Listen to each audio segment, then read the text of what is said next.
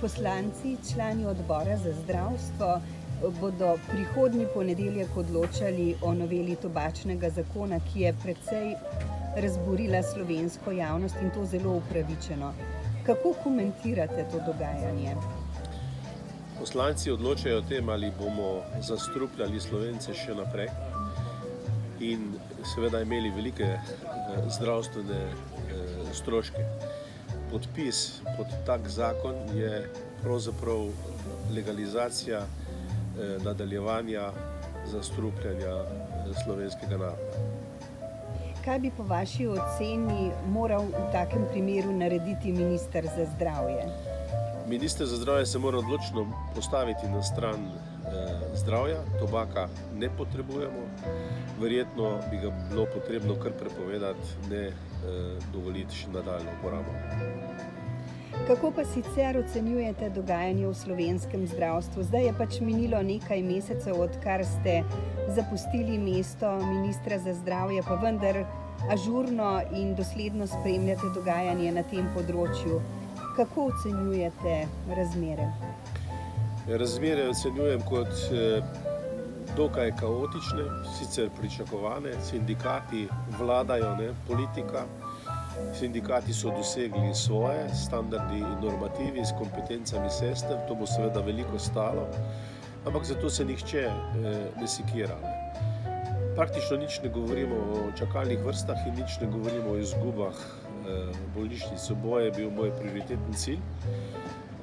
Zdaj bi bili že globoko v skrajševanju čakalnih dob in tudi kar nekaj novih ekip bi bilo v vodstvih bolnišnic postavljene na druge temelje, na gospodarske.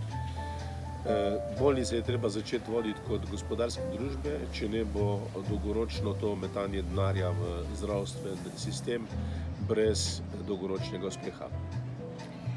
Zdi se, da je govorjenje o tem, da Slovenija akutno potrebuje zdravstveno reformo, celovito, ne parcialno, že neka stalnica, pri kateri pa nikakor ne pride do uresničitve. Se vam zdi, da je politika, ki ima vedno pred volitvami polna usta besed o zdravju, o skrbi za zdravstvo, ali to svoje hotenje, te svoje izpovedi uresničuje tudi potem, ko pride do želenih položajev? Sej sami vidite, da ne, da je verjetno skrb za zdravstvo posameznih političnih strank traja toliko časa, dokler traja izjava o zdravstvu. Govorimo o tem, da je potrebno zdravstvene ustanove napraviti, da bojo delale po principu gospodarskih družb. To je nekaj členov v obstoječi zakonodaji o zdravstveni dejavnosti, pa do tega soglasja nekako ne pride. Zanimivo pa, da se pri kodilskem zakonu takoj uskladimo 38 poslancev za to. Še nikoli toliko poslancev ni bilo proti zdravju državljanov. Govorjenje o širokih sistemskih spremembah, mislim, da je to zgolj na pamet. Rak rana slovenskega zdravstva je prav upravljanje in učinkovitost upravljanja. Tu pa zopet nastopi politika za svojim kadrovanjem, ki pa ne temelji na strokovnih temeljih. In potem seveda te pozicije branijo. Videti je, da ne gre toliko za zdravje naroda, kot gre za neke osebne interese posameznikov, ki delujejo v zdravstvu. Če se mogoče pri tem omejiva na en sam zdravstveni zavod, pa vendar največji v Sloveniji, to je Univerzitetni klinični center Ljubljana, kjer je iskanje generalnega direktorja trenutno zelo aktualno. Kako bi v tem kontekstu ocenili dogajanje? To je tipičen primer, kako ne moremo ven iz vsakodnevne politike. Klinični center ima 8500 zaposlenih in direktorja bi tu lahko vsaj plačali po tako imenovanem Lahovnikovem zakonu, da bi si naredili res izbor ljudi, ki v menedžmentu nekaj pomenijo. Ne. Zato pride na čelo kliničnega centra običajno človek brez izkušenj in potem se čudimo, kako to, da nič ne spremeni. In videli bomo, kdo bo direktor kliničnega centra, vsekakor bo pa to tisti, ki bo imel podporo vladajoče politike in tle smo zopet v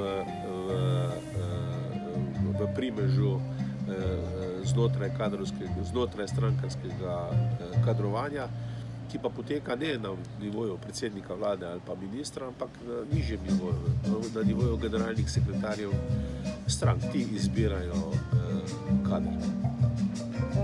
Kako pa ocenjujete dosedanje delo vašega naslednika, gospoda Aleša Šabedra, ki je prišel na Ministrstvo za zdravje prav iz Univerzitetnega kliničnega centra Ljubljana, ker je bil prej generalni direktor in v tem smislu tudi pod navednicami na prepihu, ko ste pripravljali spremembe glede uspešnosti vodenja in tudi sanacije zdravstvenih zavodov. No, kar se tiče zakona o sanaciji bolnišnic, je ta jasen. Direktor, ki ne dosega rezultatov, mora zapustiti svoj položaj. Tako da tle dileme, vsaj kar se zakonske tiče, ni bilo.